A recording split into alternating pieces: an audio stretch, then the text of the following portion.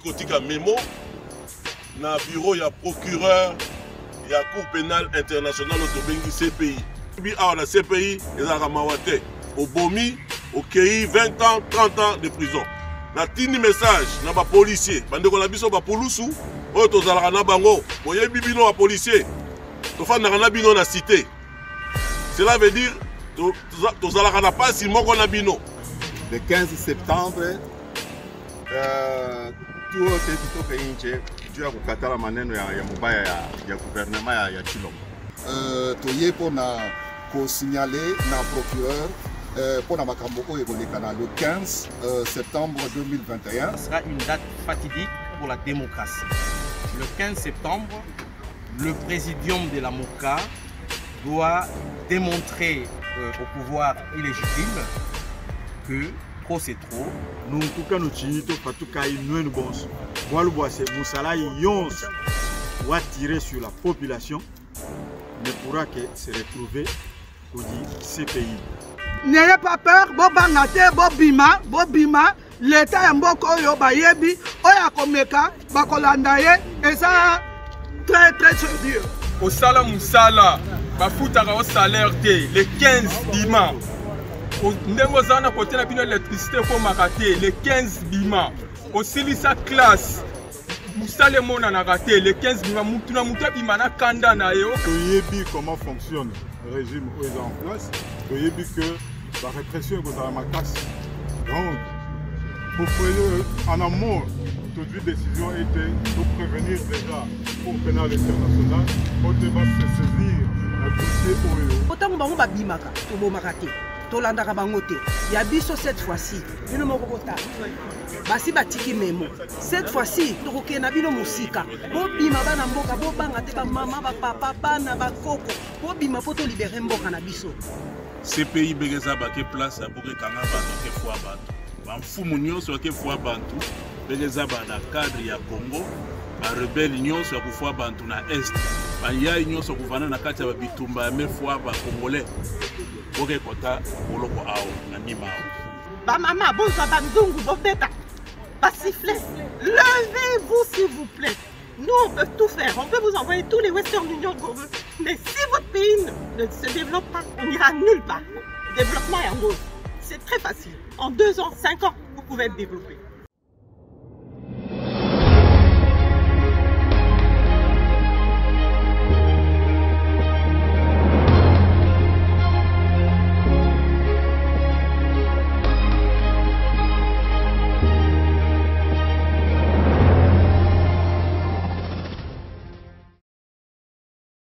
Matondo na bandeko balandi nyonso ya Appliquer télévision pour mbote na bino vous allez belé ba ebozwi libaku ya kolanda émission vérité de tout côté na kati ya la chambre de vérité vous allez belé ba ebozwi libaku ya kolanda maman Joël Kombe merci encore une fois de plus na bolingo pe na confiance vous allez ko renouveler na kati ya la chambre de vérité mais kasi yambo vraiment to beta masolo to peto solo la mambi matali politique ya mboka na biso mambi matali situation sécuritaire ya mboka na biso mambi matali nyonso vie sociale ya mboka na biso na kopesa matondo mingi na yo Freddy ozomisi ma caméra merci na cordo puis mafriku na popola yombe na Joël Gona gauche sert d'image na bosanité Christian Opati le référendum depuis Paris na kopesa na bino nyonso ozala scotché tolanda lolenge nini responsable ya la muka na ngambo ya diaspora ba uti bongo mokolo mwa lelo vendredi 10 septembre 2021 pour déposer mémorandum na bureau ya procureur ya cour pénale internationale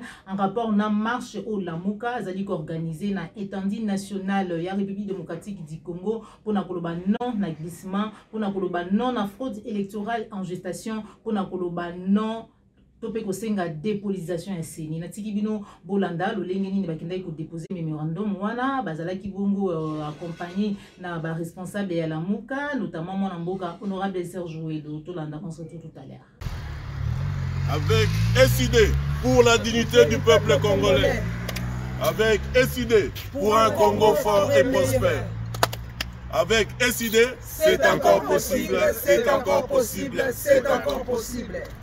Batoto, bababa, bamama ya Congo, mushimambe, mutoke inje, juu ya kukatala maneno iko na passé na ba gouvernement ya Kinshasa.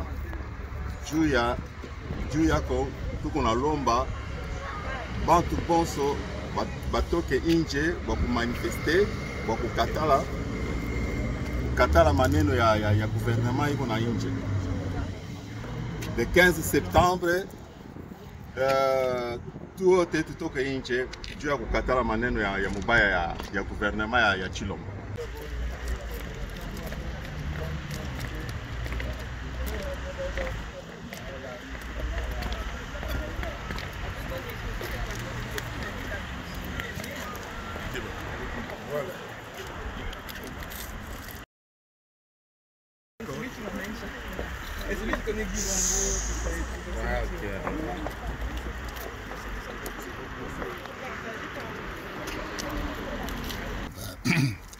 Wij zijn hier om procureur waarschuwen op de 15 september gaat iets in de Congo gebeuren, demonstratie in de Congo gebeuren.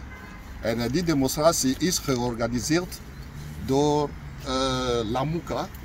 En wij zijn om te zeggen tegen de procureur wat gaat er gebeuren in de Congo. De procureur moet wel naartoe kijken en naartoe documenteren. Dus daarom zijn we hier gekomen. Donc nous sommes là,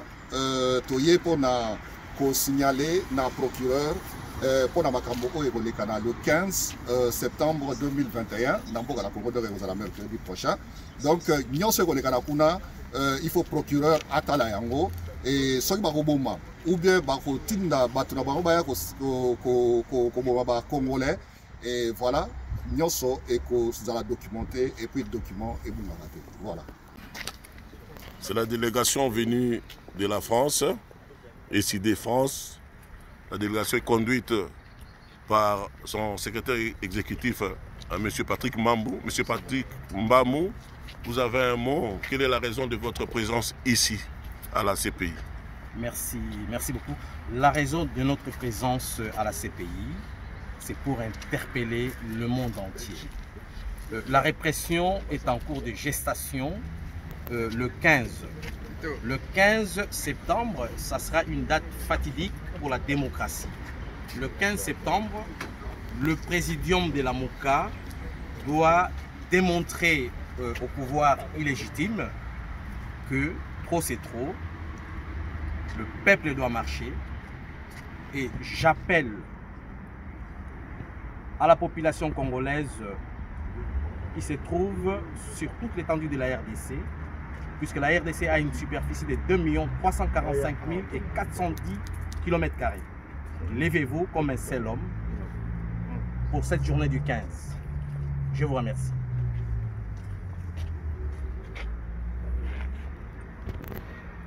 Betu bonso baditunga dia Congo. Mwana yonso wa Congo. Tujitu lomba boase.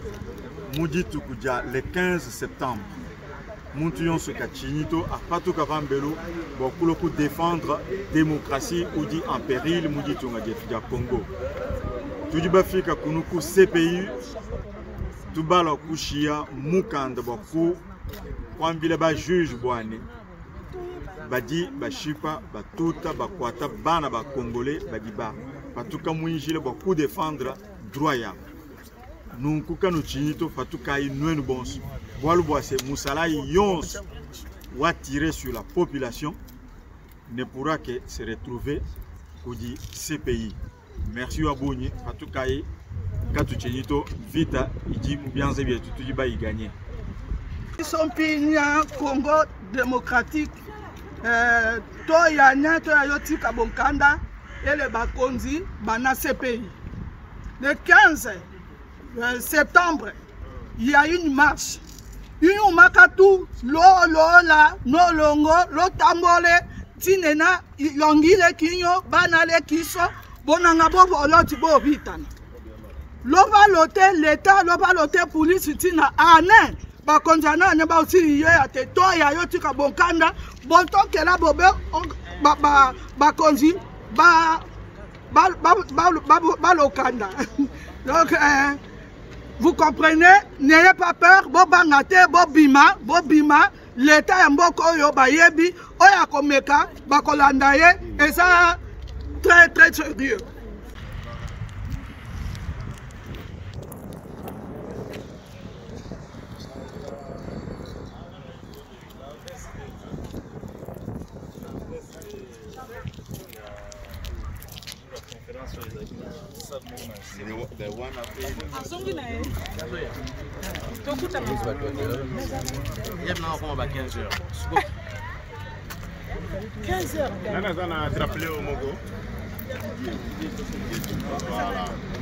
C'est là où je me fais. Avec SID, c'est encore possible. On est là, on soutient tout le monde.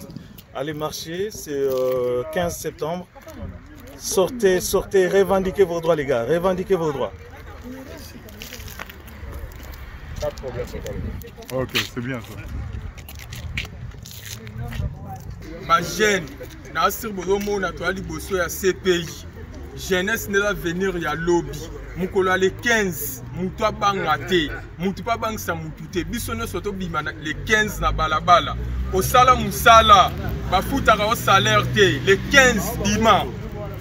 Ndengo zana kote na bino électricité komaka te. Le 15 bima. Osilisa classe. Musale mona na raté. Le 15 bima. Mutu na mutu bima na kanda na ye. O kanda ya justice. Kanda ba melanga lupangu na régime actuel. Les 15 moutounios na balabala CPA de jour courant moutounioso oya koluka asa la population mabe a impliqué violence likolo la population lisu ya CPA ko la likolo na muto banga te Kongo za mutu te les 15 bisonioso na balabala ingeta. Merci beaucoup. Tout le monde a lingala porter message et à la penza et atteindre batonio surtout qu'on a namboka. To wuti musika Touti Musika Belgique, Touye Awa, ils en ont Tina. Ce qui est Awa, ils par rapport à ce qui va se passer le mercredi dans Mbokanabiso, le 15 marche générale sur toute l'étendue de Mbokanabiso. Mais Touyebi comment fonctionne le régime où ils sont en place, Touyebi que la répression est à la casse. Donc, pour en amont, toute décision était de prévenir déjà pour pénal international, pour se saisir notre dossier OYO, va se saisir notre dossier OYO, et au cas où il y a abus, pour se référer par rapport à la présence d'Abisso Awa, na Memo Nabisso, au Tozalégo Cox. Merci. Bandeko babolingo, solution c'est Zouami. Bobima Libanda. Tolembi à chaque fois, tant que la mouka. Bana décidé de bimaka pour tout ça manifestation pour la cause ya mboka na biso pour accompagner le président na biso Martin Fayulu Madidi, notre premier ministre Fumumpa ba tuerie ezalaka pourtant bango ba bimaka to bomaka te to landaka bango te ya biso cette fois-ci bino moko kota basi batiki memo cette fois-ci tokoke na bino musika bo bima bana mboka bo banga te ba mama ba papa bana ba koko bo bima poto libérer mboka na biso ingeta. Bon, bana nyonso ya Congo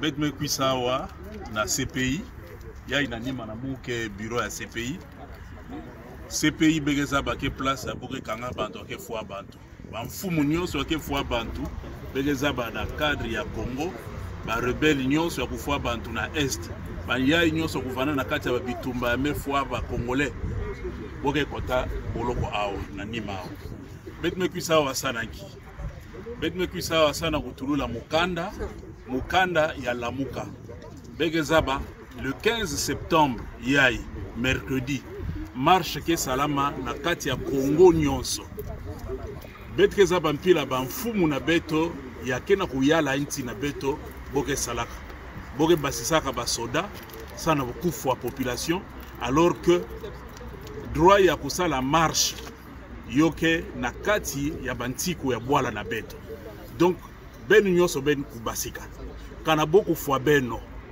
dossier na boke déjà awa betme kuitulula yo awa donc mwana mosi ya Kongo ku wa boma ve Lamuka mekuisa awa sana kutulula mikanda ya bamfumu na beto Martin Fayulu si mfumu Adolphe Muzito bo nyonso zole boke zaba bon métier da beto beto puis tulu la mukanda awa sambu beno kubasika beno nyonso le 15 be kubasika be kuwa bomave beno kutambula sambu nanki beno kutambula sambu na kulomba vote ya mbalayai fraude kuvanda ve beno kutambula sananki sana vérité des urnes sambu na kubuya glissement sambu na kubuya fraude électorale muyibi ya kimfumu boso boyiba kimfumu wa président Martin Fayulu ya mbalayai betkezala yo diaka ve yo ina betme kuitulula mukanda awa donc beno kuwa bomave beno kubasika procureur mebaka déjà mukanda na beno voilà moi ndinga muvana na yo ya kupesa na beno merci. Patriotes congolais, nous sommes à un moment crucial dans la vie de notre pays. On n'a qu'un seul pays. Là, vous allez manifester le 15. Nous sommes de tout cœur avec vous, mais levez-vous comme un seul homme. Hommes, femmes, enfants, jeunes, vieux, levez-vous pour pouvoir défendre vos droits. Vous avez droit à manger, vous avez droit à l'électricité, vous avez droit à l'eau. Et vous ne l'avez pas. Vous avez droit à l'enseignement et vous ne l'avez pas. Nous avons espéré que notre frère, Tshilombo Tshisekedi Félix, allait faire quelque chose pour nous. Mais nous nous rendons compte qu'il fait une continuation de ce qui était déjà. Donc on ne peut pas continuer comme ça. Levez-vous, allez dans la rue le 15. Vous avez vos droits. Et là, ce bâtiment que vous voyez, dans un beau pays qui a été construit, c'est pour préserver nos droits. Eux, on a déposé un mémo, ils vont surveiller ce qui va se passer le 15. Quoi qu'il vous arrive, les arrestations, les tueries, les intimidations, il faudra que vous filmez, vous montrez pour qu'on ait des preuves. Alors en mai, quand ils verront que ça va être réprimé. Vous avez droit à marcher, vous avez droit à demander vos droits. Vous ne pouvez pas rester par terre. Levez-vous, levez-vous. Tout le monde se lève. Bamama, bozwa, banzungu, bobeta, basiflet. Levez-vous s'il vous plaît. Nous, on peut tout faire. On peut vous envoyer tous les Western Union qu'on veut. Mais si votre pays ne se développe pas, on n'ira nulle part. Développement est en gauche. C'est très facile. En 2 ans, 5 ans, vous pouvez être développé. 2 ans, il suffit de 2 ans pour faire quelque chose. Avec les nouvelles techniques, on peut aller très loin. Donc, bottez les mains. Levez-vous. Ne restez pas assis. Levez-vous. N'ayez pas peur. Dieu nous garde. Ingeta. La Mouka Diaspora est venue déposer au bureau du procureur à la Cour pénale internationale un mémo en rapport avec la marche nationale qui se tiendra le mercredi 15 septembre 2021 sur toute l'étendue du territoire national. Comme vous le savez, la République démocratique du Congo ne vit pas en autarcie, raison pour laquelle le pays avait ratifié le traité de Rome portant création de la Cour pénale internationale qui a pour objectif de juger les personnalités tant civiles que militaires accusées des crimes de guerre, des crimes d'agression, des crimes contre l'humanité. Voilà pourquoi la Mouka Diaspora tenait à ce que le procureur soit tenu informé. Et nous saisissons l'occasion pour lancer un appel patriotique à tout Congolais ou qui se trouve sur le territoire national de sortir dans les rues du pays pour dire non à une CENI politisée, pour dire non au glissement, pour dire non à la fraude électorale en gestation. À nos frères et sœurs policiers du pays, comprenez que vous vivez ensemble avec la population civile dans la cité, c'est-à-dire vous êtes victimes des mêmes injustices sociales, au même titre que vos compatriotes civils. Et sachez qu'une police qui tire sur la population, c'est bien une partie de la population qui tire sur une autre partie de la même population. Et les conséquences ont toujours été néfastes pour les commanditaires. À bon attendeur, salut. Bana Mboka, Bana Congo, bomoni délégation Oyo, et à la Mouka Diaspora. Oyo Zali conduite, la secrétaire nationale chargée des relations extérieures et SID, la responsable du nouvel élan na diaspora. Toye awa kotika memo, touti kotika memo na bureau ya procureur ya Cour pénale internationale au Tobengi CPI. Boyebi Congo, to signa, to ratifia traité à Rome o et Salaki basala CPI. Et puis CPI rôle nango objectif nango ezali pour la ko sambisa, ko juger bato nyonso ba personnalité o bazali civil to ba militaire o bazali accusé pe o ba kozala accusé na crime de guerre, crime d'agression, crime contre l'humanité. Alors biso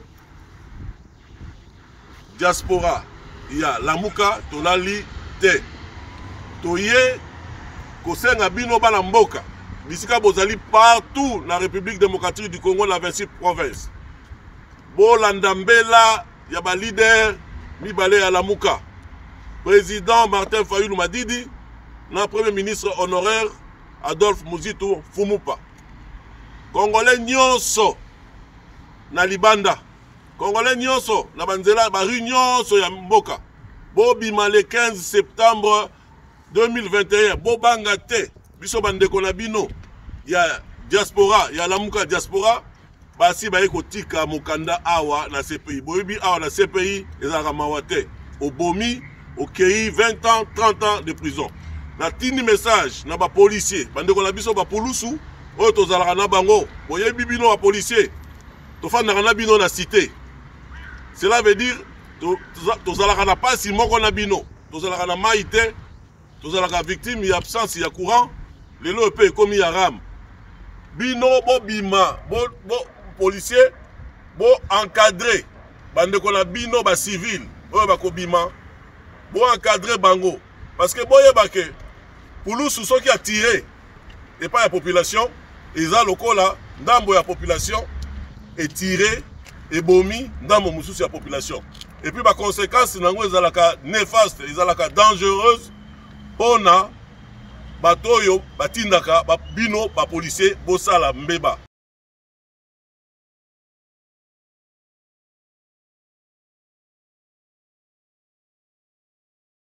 C'est la délégation Lamuka Diaspora.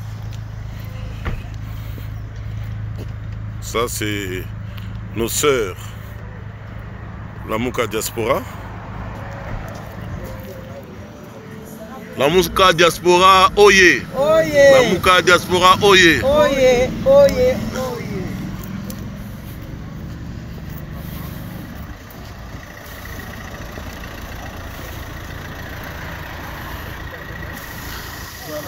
Lamuka Diaspora, oye! Oye! Voilà!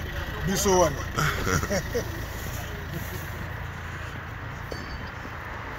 On est là, mon frère. Ouais. On est là. On est là. Les Parisiens. On est ensemble. On est ensemble.